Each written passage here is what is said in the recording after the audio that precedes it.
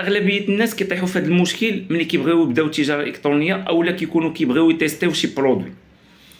ملي كدير ريسيرش بروداكت ديالك لقيتي داك البرودوي مثلا غادي يخدم لك فيه لي كاليتي، المزايا ديال انه كيبان لك واحد البرودوي غادي يخدم، قبل ما تدوز المرحله ديال التيستين خاصك تكون عارف واحد المعلومات اللي مهمه بزاف على داك البرودوي، معلومات اللي مهمه. انت ملي غتبغي تيستي كنديروا ديك الدراسه ديال المنافسين ديالنا، كنشوفوا لي ستور لي كاليتي ستور ديالهم اولا لي لاندين بيج باش خدامين، كنشوفوا لي زاد كوبي ديالهم، كنشوفوا لي كرياتيف ديالهم.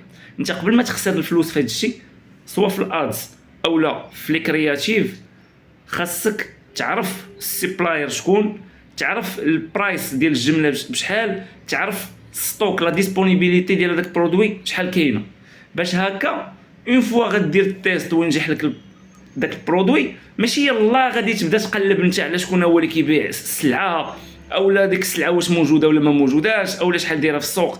هاد الغلط كيديروا بزاف الناس. بنادم كيمشي كيلقى برودوي دغيا كيهز التصاور، كيمشي علي بابا كيهز التصاور اولا علي اكسبريس كيهز التصاور كيدير التيست، ولكن هو ما عندوش السيوله باش انه يامبورتي السلعه كيقول اجي نقلب عليها في المغرب، هو يلا غادي يقلب.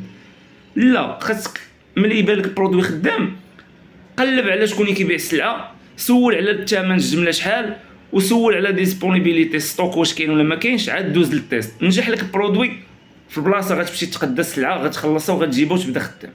هذه النقطه مهمه وردوا ليها البال.